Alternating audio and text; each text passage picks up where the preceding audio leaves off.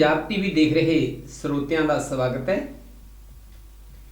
Programme लेके हाजिर हाँ खड़का दड़का।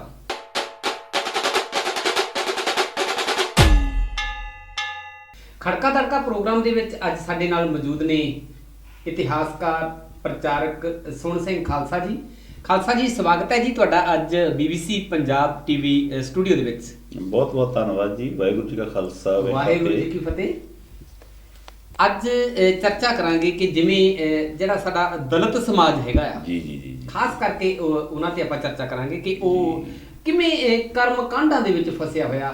ਤੇ ਅਸਲ ਦੇ ਵਿੱਚ ਇਹ ਵਿਚਾਰ ਕਰਨ ਦਾ ਮਕਸਦ ਇਹ ਹੈ ਕਿ ਇਹ ਜਿਹੜਾ ਸਾਡਾ ਦਲਿਤ ਸਮਾਜ ਹੈ ਵੀ ਉਹ ਆਰਥਿਕ ਤੌਰ ਤੇ ਸਮਾਜਿਕ ਧਾਰਮਿਕ ਰਾਜਨੀਤਿਕ ਤੌਰ ਤੇ ਵੀ ਮਜ਼ਬੂਤ ਕਿਉਂ ਨਹੀਂ ਹੋ ਸਕਿਆ। ਤੇ ਕੀ ਇਹਦਾ ਇਹ ਕਾਰਨ ਤਾਂ ਨਹੀਂ ਹੈ ਕਿ ਉਹ ਅੱਜ ਵੀ ਹਰ ਫੀਲਡ ਦੇ ਵਿੱਚ ਉਹ ਕਰਮਕਾਂਡਾਂ ਦੇ ਵਿੱਚ ਫਸਿਆ ਹੋਇਆ। ਭਾਵੇਂ ਧਾਰਮਿਕ ਤੌਰ ਤੇ ਅਸੀਂ ਸਮਝੀਏ ਕਿ ਅਸੀਂ ਮਜ਼ਬੂਤ ਹਾਂ, ਉਹ ਵੱਖ-ਵੱਖ ਕਿਤੇ ਖਾਸ ਸਥਾਨਾਂ ਤੇ ਜਾਂਦਾ ਵੀ ਹੋ ਸਕਦਾ ਕਿ ਉੱਥੋਂ ਹੀ ਉਹ ਕਰਮਕਾਂਡ ਤੇ ਹੀ ਪਰੋਸੇ ਜਾ ਰਹੇ।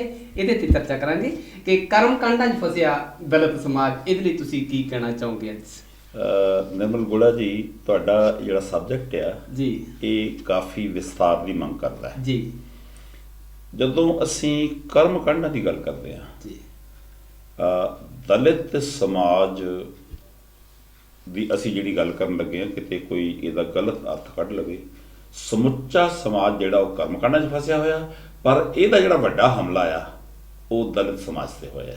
ਬਿਲਕੁਲ। ਇਹ ਦਲਿਤ ਸਮਾਜ ਦੀ ਜਿਹੜੀ ਪਰਿਭਾਸ਼ਾ ਥੋੜੀ ਜਿਹੀ ਸਾਫ਼ ਕਰਨ ਦੀ ਕੋਸ਼ਿਸ਼ ਕਰੀਏ ਕਿ ਦਲਿਤ ਉਹ ਜਿਹੜਾ ਅੱਜ ਵੀ ਪੀੜਤ ਹੈ, ਸ਼ੋਸ਼ਿਤ ਹੈ। ਦਲਿਤ ਸ਼ਬਦ ਗੁੜਾ ਜੀ ਸੰਸਕ੍ਰਿਤ ਦਾ ਸ਼ਬਦ ਹੈ ਜੀ, ਜਿਹੜਾ ਅੰਗਰੇਜ਼ੀ 'ਚ ਇਹਦਾ ਸ਼ਬਦ ਆਉਂਦਾ ਡਾਊਨ ਟ੍ਰੋਡਨ, ਦੱਬਿਆ ਕੁਚਲਿਆ ਸਮਾਜ। ਦਲਾਲਤ ਤੋਂ ਇਹ ਸ਼ਬਦ ਬਣਿਆ ਜਿਹਨੂੰ ਪੈਰਾਂ ਥੱਲੇ ਲਤਾੜਿਆ ਗਿਆ ਹੋਵੇ, ਜਿਹਦੇ ਜਿਹੜੇ ਹੱਕ ਨੇ ਉਹ ਮਾਰੇ ਗਏ ਹੋਣ ਜੀ। ਤੇ ਦੂਜੀ ਗੱਲ ਜਿਹੜੀ ਕਰਮਕਾਂਡਾਂ ਦੀ ਅਸੀਂ ਗੱਲ ਕਰਦੇ ਹਾਂ, ਕਰਮਕਾਂਡ ਇਹ ਉਹ ਨੇ ਜਿਨ੍ਹਾਂ ਦਾ ਸਾਇੰਟੀਫਿਕ ਆਧਾਰ ਤੇ ਨਹੀਂ ਹੁੰਦਾ ਜੀ, ਪਰ ਮਨ ਦੇ ਵਹਿਮਾਂ ਕਰਕੇ, ਮਨ ਦੇ ਭਰਮਾਂ ਕਰਕੇ ਅਸੀਂ ਉਹਨਾਂ ਨੂੰ ਮੰਨਦੇ ਰਹਿੰਦੇ ਹਾਂ। ਜਿਵੇਂ ਰਵਿਦਾਸ ਜੀ ਮਹਾਰਾਜ ਜੀ ਦੀ ਬਾਣੀ ਚਾਹੁੰਦਾ ਮਾਧਵੇ ਕਿਆ ਕਿ ਇਹ ਭਰਮ ਐਸਾ ਜੈਸਾ ਮੰਨੀਏ ਹੋਏ ਨਾ ਤੈਸਾ। ਭਰਮ ਦਾ ਮਤਲਬ ਹੈ ਜਿਵੇਂ ਅਸੀਂ ਦੇਖਦੇ ਹਾਂ ਉਹੋ ਜਿਹਾ ਨਾ ਹੋਵੇ। ਜਿਵੇਂ ਰਾਤ ਦੇ ਅੰਧੇਰੇ 'ਚ ਬਹੁਤੀ ਵਾਰੀ ਕੋਈ ਰੱਸੀ ਡਿੱਗੀ ਹੋਈ ਹੋਵੇ, ਸਾਨੂੰ ਉਹ ਸੱਪ ਦਾ ਭੁਲੇਖਾ ਪਾਉਂਦੀ ਹੈ। ਇਵੇਂ ਹੀ ਜਦੋਂ ਪਰ ਉਹ ਸੱਪ ਨਹੀਂ ਹੁੰਦਾ, ਪਰ ਉਹ ਸੱਪ ਹੁੰਦਾ ਨਹੀਂ ਹੈ। ਮਤਲਬ ਇਹ ਭਰਮ ਤੇ ਵਹਿਮ ਜਿਹੜੇ ਇੱਥੋਂ ਸ਼ੁਰੂ ਹੁੰਦੇ ਆ। ਕਰਮਕਾਂਡ ਜਿਹੜੇ ਨੇ ਇਹ ਦੋਨੋਂ ਇਹਨਾਂ ਦੀ ਗੂੜੀ ਰਿਸ਼ਤੇਦਾਰੀ ਹੈ ਜੀ। ਵਹਿਮ ਤੇ ਭਰਮ ਚੋਂ ਹੀ ਕਰਮਕਾਂਡ ਪੈਦਾ ਹੁੰਦੇ ਆ ਜੀ। ਜੇ ਜਦੋਂ ਉਹ ਵਹਿਮ ਹੋ ਜਾਂਦਾ ਤੇ ਉਹਦੇ ਇਲਾਜ ਲਈ ਜਾਂ ਉਹਦੇ ਬਾਰੇ ਜਾਣਕਾਰੀ ਲੈਣ ਲਈ ਜਦੋਂ ਕਿਤੇ ਨਾ ਕਿਤੇ ਸਥਾਨ ਤੇ ਜਾਂਦਾ ਤਾਂ ਉੱਥੋਂ ਵੀ ਕਰਮਕਾਂਡ ਵੀ ਸ਼ੁਰੂ ਹੋ ਜਾਂਦੇ ਜੀ। ਬਿਲਕੁਲ ਜੀ, ਆਪਾਂ ਤਾਂ ਹੀ ਗੱਲ ਕੀਤੀ, ਇਹਨਾਂ ਦੇ ਅਸਲ 'ਚ ਰਿਸ਼ਤੇਦਾਰੀ ਹੈ। ਕਿਤੇ ਨਾ ਕਿਤੇ ਜਿਹੜਾ ਕਰਮਕਾਂਡ ਨੇ ਕਿਸੇ ਸਮੇਂ ਤੇ ਜੀ ਇਹਨਾਂ ਦਾ ਆਧਾਰ ਜਦੋਂ ਇਹ ਆਰੰਭ ਹੋਏ ਹੋਣਗੇ ਉਹ ਸਾਇੰਟੀਫਿਕ ਹੁੰਦਾ। ਬਿਲਕੁਲ ਜੀ, ਉਸ ਵੇਲੇ ਉਹ ਵਿਗਿਆਨਕ ਹੋਇਆ ਕਰਦੇ, ਉਸ ਵੇਲੇ ਵਿਗਿਆਨਕ ਸੀ। ਇਹਨੂੰ ਉਹ ਲੋਕ ਜਿਹੜੇ ਸਮਾਜ ਨੂੰ ਬੇਵਕੂਫ ਬਣਾ ਕੇ ਲੁੱਟ ਤੇ ਖਸੁੱਟ ਕਰਦੇ ਨੇ, ਸ਼ੈਤਾਨ ਦਿਮਾਗ ਜਿਹੜਾ ਆ ਉਹਨੂੰ ਫਿਰ ਇਹ ਇੱਧਰ ਨੂੰ ਯੂਜ਼ ਕਰਦਾ। ਜਿਵੇਂ ਤੁਸੀਂ ਕਿਸੇ ਵੀ ਕਰਮਕਾਂਡ ਦੀ ਗੱਲ ਲੈ ਲਓ। ਹਾਂ ਬਿਲਕੁਲ ਬਿਲਕੁਲ। ਜਿਵੇਂ ਪੁਰਾਣੇ ਸਮਿਆਂ ਦੇ ਵਿੱਚ ਬਜ਼ੁਰਗਾਂ ਨੇ ਕਿਸੇ ਮਰੀਜ਼ ਨੂੰ ਕਿਹਾ ਹੁੰਦਾ ਸੀਗਾ ਉਸ ਵੈਦ ਦੇ ਵੱਲੋਂ ਕਿ ਇਹ ਵਸੀਮੇ ਦੇ ਉੱਤੇ ਜਾ ਕੇ ਜੀ ਭੌਣ ਨੂੰ ਉਹਨੂੰ ਚੌਲ ਪਾ ਕੇ ਆਉਣੇ ਨੇ, ਜਾਂ ਉਹਨਾਂ ਨੂੰ ਪਾ ਕੇ ਆਉਣਾ ਕੋਈ ਚੋਗਾ ਜਾਂ 7 ਤਰ੍ਹਾਂ ਦੀਆਂ ਚੀਜ਼ਾਂ ਰਲਾ ਕੇ ਪਾ ਕੇ ਆਉਣੀਆਂ। ਅਸਲ ਦੇ ਵਿੱਚ ਉਹਨਾਂ ਦਾ ਮਕਸਦ ਇਹ ਸੀਗਾ ਵੀ 1 ਕਿਲੋਮੀਟਰ ਤੱਕ ਉਹਨਾਂ ਦੀ ਸੈਰ ਹੋ ਗਈ ਜੀ। ਇਹਦੇ ਪਿੱਛੇ ਨਾ ਜੀ ਜਿਹੜੇ ਟੂਣੇ ਕਰਦੇ ਨੇ, ਟੂਣਿਆਂ ਦੇ ਵਿੱਚ ਇਹ ਹੁੰਦਾ ਸੀ ਬਈ ਵੈਦ ਪਿੰਡਾਂ ਵਿੱਚ ਬੜੇ ਘੱਟ ਹੁੰਦੇ ਸੀ। ਪਹਿਲੀ ਗੱਲ ਤਾਂ ਲੋਕ ਬਿਮਾਰੀ ਘੱਟ ਹੁੰਦੇ ਸੀ, ਹੱਥੀਂ ਮਿਹਨਤ ਕਰਦੇ ਸੀ, ਸਖਤ ਮਿਹਨਤ ਕਰਦੇ ਸੀ। ਆ ਜਿਹੜੀਆਂ ਕੀੜੇ ਮਾਰ ਦਵਾਈਆਂ, ਜਿਹੜਾ ਨਿਰਾ ਜ਼ਹਿਰ ਆ, ਇਹ ਹੁੰਦਾ ਨਹੀਂ ਸੀ। ਤੇ ਜੇ ਕੋਈ ਪਿੰਡ ਵਿੱਚ ਲੜਕੀ ਬਿਮਾਰ ਹੋਣੀ ਤੇ ਉੱਥੇ ਉਹ ਸਮਾਨ ਰੱਖਣਾ, ਬੰਗਾ ਰੱਖਣੀਆਂ। ਜੇ ਕੋਈ ਵਿਆਹੀ ਲੜਕੀ ਬਿਮਾਰ ਹੋਣੀ, ਚੂੜਾ ਰੱਖ ਹੋਣਾ, ਸੰਧੂਰ ਰੱਖ ਹੋਣਾ। ਇਹਦੇ ਤੋਂ ਉਹ ਵੈਦ ਸਮਝ ਜਾਂਦਾ ਸੀਗਾ ਵੀ ਕੋਈ ਲੜਕੀ ਬਿਮਾਰ ਆ।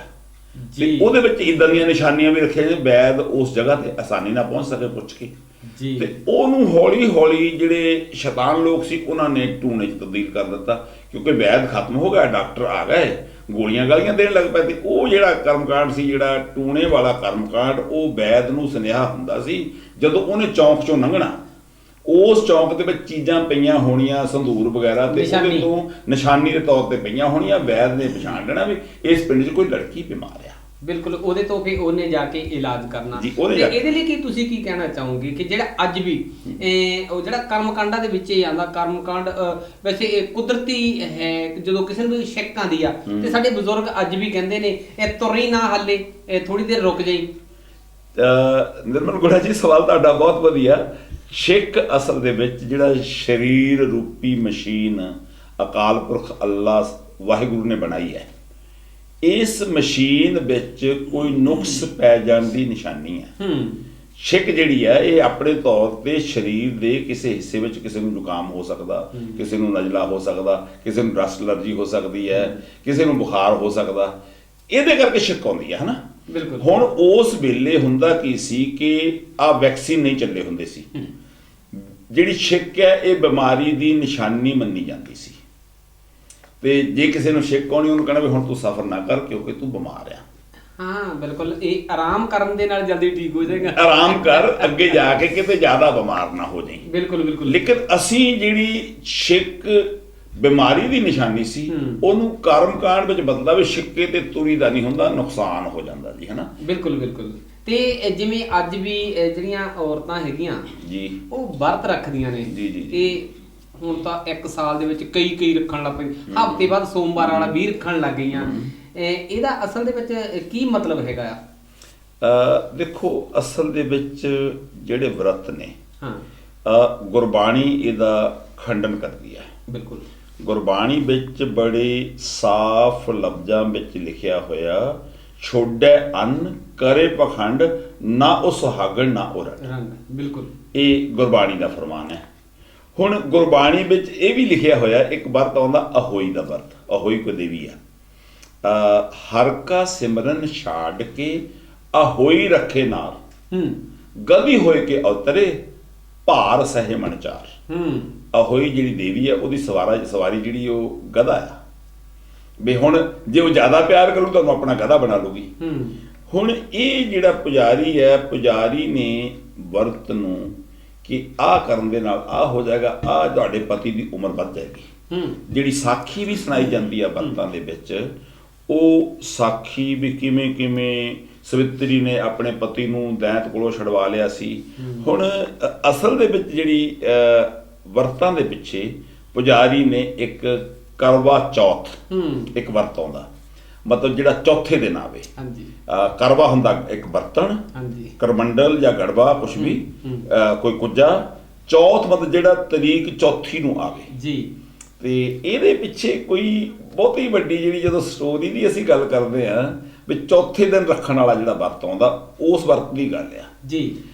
ਗੁਰਬਾਣੀ ਵਰਤਾਂ ਦੇ ਉੱਤੇ ਹਮੇਸ਼ਾ ਜਿਹੜਾ ਆਪਣਾ ਵਿਚਾਰ ਦਿੱਤਾ, ਆਪਾਂ ਹੁਣੇ ਗੱਲ ਕੀਤੀ ਹੈ, ਕਰਮ ਕਾਂਡਾਂ ਦੇ ਵਿੱਚ ਇਹਨੂੰ ਸ਼ਾਮਲ ਕਰ ਦਿੱਤਾ ਗਿਆ। ਹੁਣ ਮੈਨੂੰ ਬੜਾ ਕਦੀ ਇਸ ਗੱਲ ਨੂੰ ਮੈਂ ਮਹਿਸੂਸ ਕਰਦਾ ਖਾਸ ਕਰਕੇ ਵੀ ਕਰਵਾ ਚੌਥ ਦਾ ਵਰਤ ਆਪਣੇ ਪਤੀ ਦੀ ਉਮਰ ਵਧਾਉਣ ਦੇ ਲਈ ਵਿਆਹੀਆਂ ਹੋਈਆਂ ਬੀਬੀਆਂ ਰੱਖਦੀਆਂ ਨੇ। ਬਿਲਕੁਲ ਠੀਕ ਹੈ ਜੀ। ਹੁਣ ਜਦੋਂ ਵਿਆਹੀਆਂ ਬੀਬੀਆਂ ਰੱਖਦੀਆਂ ਨੇ ਵੀ ਮੇਰੇ ਪਤੀ ਦੀ ਉਮਰ ਵੱਧ ਜਾਵੇ, ਅਸਲੀਅਤ ਇਹ ਹੈ ਕਿ ਭਾਰਤ ਦੀ ਧਰਤੀ ਦੇ ਉੱਤੇ ਜਿਹੜੇ ਮਰਦ ਨੇ ਉਹਨਾਂ ਦੀ ਉਮਰ ਲੰਮੀ ਨਹੀਂ ਹੈ as compare to Europe, as compare to America ਜੀ, as compare to other countries ਜੀ। ਬਿਲਕੁਲ ਬਿਲਕੁਲ। ਹੁਣ ਹੈਰਾਨੀ ਦੀ ਗੱਲ ਇਹ ਆ ਵੀ ਵਰਤਾਂ ਵਾਲੀ ਜਿਹੜੀ ਮਾਈ ਆ, ਜਿਹਨੂੰ ਵੀ ਉਹ ਮੰਨਦੀਆਂ ਹੋਣਗੀਆਂ, ਅਖੌਤੀ ਮਾਈ ਜਿਹੜੀ ਦੇਵੀ ਆ, ਉਹ ਵਰਤ ਤੇ ਇਹਨਾਂ ਕੋਲੋਂ ਰਖਾਈ ਜਾਂਦੀ ਆ। ਫਾਇਦਾ ਜਾ ਕੇ ਇੰਗਲੈਂਡ, ਅਮਰੀਕਾ ਤੇ ਕੈਨੇਡਾ ਦੀਆਂ ਔਰਤਾਂ ਦਿੰਦੀ ਆ। ਉਹ ਲੰਬੀ ਉਮਰ ਉਹਨਾਂ ਦੀ ਕਿੰਨੀ, ਦੇਖੋ ਇਹ ਤਾਂ ਹੇਰਾਫੇਰੀ ਕਰਦੀ ਆ ਭਾਈ ਬੀਬੀ। ਉਹ ਜਿਹੜੀ ਦੇਵੀ ਆ ਉਹ ਤੇ ਹੇਰਾਫੇਰੀ ਕਰ ਰਹੀ ਹੈ। ਅਸਲ ਦੇ ਵਿੱਚ ਪਤੀ ਦੀ ਉਮਰ ਵਧਾਉਣ ਦਾ ਜਿਹੜਾ ਫਾਰਮੂਲਾ ਹੈ, ਉਹਦੀ ਡਾਈਟ ਦਾ ਖਿਆਲ ਰੱਖਿਆ ਜਾਵੇ, ਸੂਟਾਂ ਤੋਂ ਉਹਨਾਂ ਲੜਾਈ ਨਾ ਕੀਤੀ ਜਾਵੇ, ਜਿਹੜੀ ਜਿੰਨੀ ਕੁ ਉਹਦੀ ਆਮਦਨੀ ਹੈ ਉਹਦੇ ਵਿਦਿਨ ਦੈਟ ਰੇਂਜ ਗੁਜ਼ਾਰਾ ਕੀਤਾ ਜਾਵੇ, ਬੱਚਿਆਂ ਦੀ ਸੰਭਾਲ ਠੀਕ ਨਾ ਕੀਤੀ ਜਾਵੇ, ਕਿਉਂਕਿ ਪਤੀ ਦੀ ਸਾਡੇ ਸਮਾਜ ਦੇ ਵਿੱਚ ਆਮ ਜਿਹੜਾ ਆ ਲੇਡੀਜ਼ ਬੜਾ ਘੱਟ ਕੰਮ ਕਰਦੀਆਂ ਨੇ। ਜੀ ਜੀ। ਕੰਮ ਕਰਨਾ ਜਿਹੜਾ ਉਹ ਮਰਦ ਦੇ ਹਿੱਸੇ ਆ। ਬਿਲਕੁਲ। ਹੁਣ ਜੇ ਉਹਨੂੰ ਵਿਚਾਰੇ ਨੂੰ ਆਏ ਨੂੰ ਡੰਡਾ ਚੁੱਕ ਲਈਏ ਤੂੰ ਤੇ ਫਲਾਨੀ ਚੀਜ਼ ਨਹੀਂ ਲੈ ਕੇ ਆਇਆ, ਮੇਰੀ ਫਲਾਨੀ ਚੀਜ਼ ਘਟ ਗਈ, ਤੇ ਉਹਦੀ ਉਮਰ ਨਹੀਂ ਜੇ ਵੱਧ ਸਕਦੀ। ਤੇ ਉਹ ਵਰਤ ਰੱਖਿਆ ਹੁੰਦਾ, ਸ਼ਾਮ ਨੂੰ ਜਿਹੜਾ ਆ ਉਹ ਜਿੱਥੇ 50 ਰੁਪਏ ਨਾਲ ਗੁਜ਼ਾਰਾ ਹੁੰਦਾ ਉੱਥੇ 1000 ਰੁਪਇਆ ਖਰਚਾਇਆ ਹੁੰਦਾ, ਤੇ ਨਾ ਹੋਣਿਆ ਤੇਰੇ ਲਈ ਰੱਖਿਆ। ਹਾਂਜੀ, ਆ ਤੇਰਾ ਸਿਆਪਾ ਕਰਦੀ ਆ, ਇਹ ਵੀ ਸ਼ਬਦ ਆਮ ਚਾਹੇ ਕਿਸੇ ਨੇ ਹਾਸੇ 'ਚ ਹੀ ਕਹੇ ਆ, ਪਰ ਇਹ ਆਮ ਗੱਲ ਹੋਈ। ਜੱਜਮੈਂਟ ਹੁੰਦੇ ਆ। ਵਰਤ ਕਿਹੜਾ ਮੈਂ ਆਪਣੇ ਲਈ ਰੱਖਿਆ, ਤੇਰੇ ਲਈ ਰੱਖਿਆ। ਜੱਜਮੈਂਟ ਹੁੰਦੇ ਆ। ਜੱਜਮੈਂਟ ਜੇ ਮਤਲਬ ਉਹ ਜਿਹੜੇ ਉਹਨਾਂ ਸ਼ਬਦਾਂ ਨੂੰ ਜਿਹੜਾ ਆਰਟਿਸਟ ਆ ਫਿਰ ਆਪਣੇ ਹਿਸਾਬ ਨਾਲ ਕਹਿ ਦਿੰਦਾ ਹੈ ਨਾ, ਪਰ ਰਿਐਲਿਟੀ ਇਹ ਆ ਵੀ ਆਸਾਨ ਜਤਾਇਆ ਜਾਂਦਾ ਮੈਂ ਤੇਰੇ ਲਈ ਵਰਤ ਰੱਖਿਆ। ਅਸਲ ਦੇ ਵਿੱਚ ਵਰਤਾਂ ਦਾ ਕੋਈ ਮਾਇਨੇ ਨਹੀਂ ਬਚਦੇ। ਪਰ ਉਹ ਇਹ ਵੀ ਸੱਚਾਈ ਹੈ ਕਿ ਉਸ ਦਿਨ ਬਹੁਤੇ ਘਰਾਂ ਦੇ ਵਿੱਚ ਝਗੜਾ ਵੀ ਹੁੰਦਾ, ਕਿਉਂਕਿ ਬਜਟ ਤੋਂ ਵੱਧ ਖਰਚਾ ਸ਼ਾਮ ਨੂੰ ਗਿਣਾ ਦੇਣਾ, ਤੇ ਜਿਨ੍ਹਾਂ ਲਈ ਉਹ ਕੇਲਿਆਂ ਦੀਆਂ ਟੋਕਰੀਆਂ ਭਰ ਭਰ ਕੇ ਲਿਜਾਣੀਆਂ, ਫਰੂਟ ਦੀਆਂ ਲਿਜਾਣੀਆਂ ਜਾਂ ਗਿਫਟ ਲੈ ਕੇ ਜਾਣੇ ਉਹ ਧਾਰਮਿਕ ਸਥਾਨਾਂ ਦੇ ਉੱਤੇ, ਉਹ ਵੀ ਕਿਤੇ ਨਾ ਕਿਤੇ ਕਰਮਕਾਂਡਾਂ ਦੇ ਵਿੱਚ ਹੁੰਦਾ। ਉੱਥੋਂ ਕੀ ਸਿਖਾਇਆ ਜਾਂਦਾ? ਜਿਹੜੀਆਂ ਉਹ ਸਾਖੀਆਂ ਪੜ੍ਹੀਆਂ ਜਾਂਦੀਆਂ, ਆਪਣੀਆਂ ਬੀਬੀਆਂ ਤਾਂ ਕਹਿੰਦੀਆਂ ਹੂੰ, ਜਦੋਂ ਆਈਆਂ ਨੂੰ ਵੀ ਕਈ ਵਾਰੀ ਰਸਤੇ 'ਚ ਪੁੱਛੀਦਾ ਉੱਥੋਂ ਕਿਹੜੀ ਅੱਜ ਵਰਤ ਦੀ ਕਥਾ ਸੁਣ ਕੇ ਆਈਆਂ, ਪਤਾ ਨਹੀਂ। ਸਵਿਤਰੀ ਦੀ ਕਥਾ ਆ ਜਿਹੜੀ ਬ੍ਰਹਮਣੀ ਉਹ ਕਥਾ ਸੁਣਾਉਣ ਆਉਂਦੀ ਆ, ਅਸਲ 'ਚ ਉਹਨੇ ਵਰਤ ਨਹੀਂ ਰੱਖਿਆ ਹੁੰਦਾ, ਮਤਲਬ ਉਹਨੂੰ ਬ੍ਰਾਹਮਣ ਦੀ ਜਿਹੜੀ ਲੰਮੀ ਉਮਰ ਦਾ ਫਿਕਰ ਨਹੀਂ ਹੁੰਦਾ, ਲੇਕਿਨ ਉਹਨੂੰ ਇਹ ਹੁੰਦਾ ਵੀ ਇੱਕ ਤੇ ਇਹਨਾਂ ਨੇ ਖਾਣ ਪੀਣ ਦਾ ਸਮਾਨ ਜਿਹੜਾ ਬਣਾਇਆ ਆਪਣੇ ਲਈ ਵਰਤ ਖੋਲ੍ਹਣ ਲਈ ਖਾਣਾ, ਉਹ ਕੱਲੀ ਆ ਲਿਜਾਣ ਵਾਲੀ, ਸਾਰੀਆਂ ਨੇ ਥੋੜ੍ਹਾ ਥੋੜ੍ਹਾ ਉਹਨੂੰ ਦੇਣਾ। ਦੂਜਾ ਉਹਦਾ ਖੀਸਾ ਜਿਹੜਾ ਬੁੱਝ ਹੈ ਉਹਦੇ 'ਚ ਪੈਸੇ ਵੀ ਪਾਉਣੇ ਨੇ। ਉਹਨੇ ਕਥਾ ਸੁਣਾਉਣੀ ਸਵਿਤਰੀ ਵਾਲੀ ਵੀ ਇੱਦਾਂ ਦਾ ਕਰਕੇ ਉਹਨੇ ਜਮਰਾਜ ਤੋਂ ਆਪਣੇ ਪਤੀ ਨੂੰ ਛੁਡਵਾ ਲਿਆ ਸੀਗਾ। ਅਸਲ ਦੇ ਵਿੱਚ ਇਹੋ ਜਿਹਾ ਕੁਝ ਹੋਇਆ ਨਹੀਂ, ਇਹ ਇੱਕ ਕਹਾਣੀ ਬਣਾਈ ਗਈ ਜਿਹੜੇ ਸਾਲ ਦੇ 365 ਦਿਨ ਆ। ਪੁਜਾਰੀ ਨੇ ਵੀ ਕਿਤੇ ਕੋਈ ਭੁਲੇਖਾ ਨਾ ਰਹਿ ਜਾਵੇ, ਮੇਰੇ ਖਿਆਲ 'ਚ 365 ਨਹੀਂ 465 ਦਿਨ ਲੁੱਟਣ ਦਾ ਆਪਣਾ ਜਿਹੜਾ ਪ੍ਰੋਗਰਾਮ ਉਹ ਬਣਾ ਕੇ ਰੱਖਿਆ ਹੋਇਆ। ਹਰ ਰੋਜ਼ ਦੀ ਕੋਈ ਨਾ ਕੋਈ ਨਵੀਂ ਕਹਾਣੀ, ਇਹ ਨਵੀਂ ਕਹਾਣੀ ਹੈ। ਇਹਦੇ ਵਿੱਚ ਤੁਸੀਂ ਦੇਖੋ ਨਾ ਜੀ, ਇੱਕ ਹੋਰ ਗੱਲ ਆਉਂਦੀ ਹੈ, ਮਰਗ ਦਾ ਭੋਗ ਬਾਅਦ ਦੁਪਹਿਰ ਪਾਇਆ ਜਾਂਦਾ। ਹਾਂਜੀ, ਇਹਦੇ ਪਿੱਛੇ ਬੜੀ ਅਲੱਗ ਤਰ੍ਹਾਂ ਦੀ ਕਹਾਣੀ ਹੈ। ਗੁਰਮਤ ਇਸ ਗੱਲ ਨੂੰ ਨਹੀਂ ਮੰਨਦੀ। ਅਸੀਂ ਅਰਦਾਸ ਕਰਨੀ ਆ ਨਾ ਜੀ, ਕਿਸੇ ਵੀ ਟਾਈਮ ਕਰੋ, 8 ਪਹਿਰ ਅਰਾਧੀਏ ਪੂਰਨ ਸਤਿਗੁਰ ਗਿਆਨ, ਸਾਡੀ ਤੇ ਅਰਦਾਸ 24 ਘੰਟੇ ਹੋ ਰਹੀ ਹੈ। ਮਤਲਬ ਜਿਵੇਂ ਕਿਸੇ 2 ਚੇਲਿਆਂ ਨੂੰ ਇੱਕ ਮਹਾਂਪੁਰਖ ਨੇ 2 ਮੁਰਗੀਆਂ ਦਿੱਤੀਆਂ ਵੀ ਜਿੱਥੇ ਕੋਈ ਨਹੀਂ ਦਿਖਦਾ ਉੱਥੇ ਵੱਢ ਲਿਆ। ਇੱਕ ਨੇ ਕੀਤਾ ਕਿਤੇ ਪਾਸੇ ਜਾ ਹੋ ਕੇ ਮੁਰਗੀ ਵੱਢ ਲਿਆ, ਕੋਈ ਦਿਖਦਾ ਨਹੀਂ, ਕੰਧ ਦੇ ਉਹਲੇ ਚਲੇ ਗਿਆ, ਕੰਧ ਉਹਲੇ ਚਲਾ ਗਿਆ ਜੀ। ਦੂਜਾ ਚੀਜ਼ ਦੀ ਮੋਲ ਲਿਆ, ਜਿੰਦਾ ਹੀ ਲੈ ਆ, ਕਹਿੰਦੇ ਵੀ ਤੂੰ ਨਹੀਂ ਵੱਢੀ, ਕਹਿੰਦਾ ਜੀ ਮੈਂ ਜਿੱਥੇ ਵੀ ਦੇਖਿਆ ਮੈਂ ਉੱਥੇ ਪਰਮਾਤਮਾ ਦੇਖਦਾ ਸੀ, ਵੀ ਇਸ ਕਰਕੇ ਮੈਂ ਵੱਢ ਨਹੀਂ ਪਾਇਆ। ਅੱਜ ਅਸੀਂ ਪਰਮਾਤਮਾ ਤੋਂ, ਅੱਜ ਅਸੀਂ ਰਿਐਲਿਟੀ ਤੋਂ, ਮਤਲਬ ਵਰਤ ਰੱਖਣ ਦੇ ਨਾਲ ਜੇ ਉਮਰ ਲੰਮੀ ਹੁੰਦੀ, ਅਫਰੀਕਾ ਦੇ ਵਿੱਚ 1.5 ਲੱਖ ਲੋਕ ਭੁੱਖ ਨਾਲ ਮਰ ਜਾਂਦੇ ਆ 1 ਸਾਲ ਦੇ ਅੰਦਰ। 1 ਅਰਬ ਲੋਕ ਦੁਨੀਆ ਦੇ ਅੰਦਰ $1 ਨਾਲ ਗੁਜ਼ਾਰਾ ਕਰਦੇ, ਭਾਵ ਉਹਨਾਂ ਨੂੰ ਭਰ ਪੇਟ ਰੋਟੀ ਨਹੀਂ ਮਿਲਦੀ। 2 ਅਰਬ ਲੋਕ ਰਾਤ ਨੂੰ ਭੁੱਖੇ ਸੌਂਦੇ ਆ, ਉਹਨਾਂ ਦਾ ਤਾਂ ਰੋਜ਼ ਹੀ ਵਰਤ ਹੁੰਦਾ ਜੀ, ਉਹਨਾਂ ਦਾ ਰੋਜ਼ ਵਰਤ। ਇਸ ਕਰਕੇ ਵਰਤ ਨੇ ਇਹ ਇੱਕ ਕਰਮਕਾਂਡ ਹੈ ਜਿਹੜਾ ਬਹੁਤ ਬੁਰੀ ਤਰ੍ਹਾਂ ਪ੍ਰਚਲਿਤ ਹੋ ਗਿਆ। ਇਹ ਬ੍ਰਾਹਮਣੀ ਕਰਮਕਾਂਡ ਹੈ। ਪੁਜਾਰੀ ਨੇ ਜਿਹੜਾ ਲੁੱਟ ਦਾ ਸਿਸਟਮ ਬਣਾਇਆ ਸੀ ਉਹਦੇ ਦਾ ਇੱਕ ਹਿੱਸਾ ਹੈ ਜੀ। ਜਿਵੇਂ ਤੁਸੀਂ ਗੱਲ ਕੀਤੀ ਕਿ ਜਿਹੜੀ ਸਾਡਾ 16ਵੇਂ ਦਿਨ ਜਿਹੜਾ ਭੋਗ ਪਾਇਆ ਜਾਂਦਾ, ਜੀ, ਤੁਸੀਂ ਸ਼ਬਦ ਕਿਹੜਾ ਵਰਤਿਆ ਸੀ? ਮੈਂ ਹੁਣੇ ਜਿਹੜਾ ਜੀ ਇਹਦਾ ਗੱਲ ਕੀਤਾ, ਮਰਗ ਦਾ ਭੋਗ, ਜਿਹੜਾ ਮਰਗ ਦਾ ਭੋਗ। ਤੇ ਅਸੀਂ ਗੁਰੂ ਗ੍ਰੰਥ ਸਾਹਿਬ ਨਾਲ ਜੁੜੇ ਹੋਣ ਦੇ ਬਾਵਜੂਦ ਜੀ, ਗੁਰੂਆਂ ਨੂੰ ਅਸੀਂ ਉਹਨਾਂ ਦੀ ਬਾਣੀ ਪੜ੍ਹਦੇ ਹੋਣ ਦੇ ਬਾਵਜੂਦ ਵੀ ਉਹ ਅਰਦਾਸ ਤੇ ਉਹ ਭੋਗ ਜਿਹੜੇ 12 ਵਜੇ ਤੋਂ ਬਾਅਦ ਪਾਉਣੇ, ਇਹਦੇ ਪਿੱਛੇ ਬਹੁਤ ਵੱਡਾ ਕਾਰਨ ਹੈ ਜੀ। ਅਸਲ ਦੇ ਵਿੱਚ ਮੈਂ ਪਹਿਲਾਂ ਜਿਹੜੀ ਗੱਲ ਕਰਤੀ ਵੀ ਗੁਰਮਤ ਇਸ ਗੱਲ ਨੂੰ ਨਹੀਂ ਮੰਨਦੀ। ਹੁੰਦਾ ਕੀ ਸੀਗਾ ਵੀ ਜਿਹੜੇ ਮੁਨਾਫੇ ਵਾਲੇ ਕੰਮ ਹੁੰਦੇ ਸੀ ਨਾ, ਉਹ ਪੁਜਾਰੀ ਸਵੇਰੇ ਸਵੇਰੇ ਕਰ ਲੈਂਦਾ ਸੀ। ਕਿਸੇ ਦੇ ਮੁੰਡਾ ਜੰਮਿਆ, ਕਿਸੇ ਦੇ ਤੜਾਗੀ ਪਾਉਣੀ ਆ, ਕਿਸੇ ਦੇ ਉਹ ਪੱਤੇ ਜਾਂ ਅੰਬ ਦੇ ਬੰਨਣੇ ਦਰਵਾਜ਼ੇ ਦੇ ਉੱਤੇ, ਕਿਸੇ ਦੇ ਮਤਲਬ ਉਹ ਵਿਆਹ ਕਰਾਉਣਾ, ਬੇਦੀ ਦੇ ਫੇਰੇ ਕਰਾਉਣੇ ਆ, ਨੀਂਹ ਰਖਾਉਣੀ, ਹਾਂਜੀ, ਕਿਸੇ ਦੇ ਨੀਂਹ ਰਖਾਉਣੀ ਜੀ, ਦੀਵਾ ਜਗਾ ਕੇ ਨਾਮ ਦੱਸਣਾ, ਹਾਂ, ਨਾਮਕਰਨ ਕਰਨਾ, ਵਿਆਹ ਦਾ ਦਿਨ ਦੱਸਣਾ, ਹਾਂਜੀ, ਇਹ ਸਾਰੇ ਖੁਸ਼ੀ ਦੇ ਕੰਮ ਜਿਹੜੇ ਆ ਉਹ ਸਵੇਰੇ ਸਵੇਰੇ ਕਰ ਲੈਂਦਾ ਸੀ। ਵੀ ਇਹ ਜਿਹੜਾ ਮਰਗ ਦਾ ਕੰਮ ਇੱਥੇ ਕੋਈ ਪੈਸੇ ਤੇ ਮਿਲਣੇ ਨਹੀਂ, ਜਾਂ ਘੱਟ ਮਿਲਣੇ ਜਾਂ ਮਿਲਣੇ ਨਹੀਂ। ਉਹਨੇ ਫਿਰ ਇਹ ਕੰਮ ਜਿਹੜਾ ਵੀ ਚੱਲ ਹੁਣ ਜਦੋਂ ਬਾਕੀ ਮੁਨਾਫੇ ਵਾਲੇ ਧੰਦੇ ਸਾਰੇ ਇਹ ਤਾਂ ਰੂੰਗਾ ਹੀ ਆ, ਇਹ ਤਾਂ ਰੂੰਗਾ ਆ ਕਿਤੇ 12 ਵਜੇ ਤੋਂ ਬਾਅਦ ਸੀ।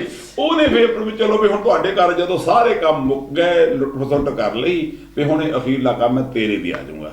ਇਹਨੂੰ ਅਸੀਂ ਜੀ ਕੋਈ ਇੱਕ ਬੰਦਾ ਇਹਦਾ ਜਵਾਬ ਦੇਵੇ ਵੀ 12 ਵਜੇ ਤੋਂ ਕਿਉਂ ਪਾਉਣਾ ਹੈ ਬਾਅਦ ਭੋਗ ਮਰਗ ਦਾ, ਜਿਹੜੀ ਅਰਦਾਸ ਕਰਨੀ ਹੈ, ਜਿਹੜਾ ਵਿਅਕਤੀ ਅਕਾਲ ਚਲਾਣਾ ਕਰ ਗਿਆ ਉਹਦੀ ਅਰਦਾਸ 12 ਤੋਂ ਬਾਅਦ ਹੀ ਕਿਉਂ ਕਰਨੀ। ਇੱਥੋਂ ਤੱਕ ਧੰਨ ਗੁਰੂ ਗ੍ਰੰਥ ਸਾਹਿਬ ਸੱਚੇ ਪਾਤਸ਼ਾਹ ਜੀ ਮਹਾਰਾਜ ਜੀ ਨੂੰ ਮੰਨਣ ਵਾਲੇ ਲੋਕ 12 ਵਜੇ ਤੋਂ ਬਾਅਦ ਪਾਉਂਦੇ ਆ, ਤੇ ਉਹਨਾਂ ਨੂੰ ਇਹ ਨਹੀਂ ਪਤਾ ਵੀ ਇਹਦੇ ਪਿੱਛੇ ਵੀ ਇੱਕ ਕਰਮਕਾਂਡ ਕੰਮ ਕਰ ਰਿਹਾ। ਭਾਈ ਅਰਦਾਸ ਕਰਨੀ ਹੈ, ਅਰਦਾਸ ਤੇ ਹੋ ਰਹੀ ਹੈ, ਫਿਰ ਉਹੀ ਪੁਜਾਰੀ ਕੰਮ ਕਰ ਰਿਹਾ, ਪੁਜਾਰੀ ਕੰਮ ਕਰ ਰਿਹਾ। ਉਹ ਪੁਜਾਰੀ ਕਿਸੇ ਤਰ੍ਹਾਂ ਦੇ ਗੁਰੂ ਘਰ ਦੇ ਵਿੱਚ ਬੈਠਾ ਵੀ ਹੋ ਸਕਦਾ, ਉਹ ਕਿਤੇ ਵੀ ਹੋ। ਦੇਖੋ ਪੁਜਾਰੀ ਦਾ ਮਤਲਬ ਹੈ ਜਿਹੜਾ ਸਮਾਜ ਨੂੰ ਗੁੰਮਰਾਹ ਕਰਕੇ ਉਹਦੀ ਲੁੱਟ ਖਸੁੱਟ ਕਰਦਾ ਤੇ ਕਰਮਕਾਂਡਾਂ ਨੂੰ ਫੈਲਾਉਂਦਾ, ਚਾਹੇ ਉਹ ਹਿੰਦੂ ਹੋਵੇ, ਚਾਹੇ ਉਹ ਸਿੱਖ ਹੋਵੇ, ਚਾਹੇ ਉਹ ਈਸਾਈ ਹੋਵੇ, ਚਾਹੇ ਉਹ ਮੁਸਲਮਾਨ ਹੋਵੇ, ਜਿਹੜਾ ਆਪਣੇ ਧਰਮ ਦੇ ਧਾਰਮਿਕ ਗ੍ਰੰਥ ਦੇ ਖਿਲਾਫ ਕੰਮ ਕਰੇ। ਔਰ ਇੱਥੇ ਇੱਕ ਸਵਾਲ ਖੜਾ ਹੋ ਸਕਦਾ ਵੀ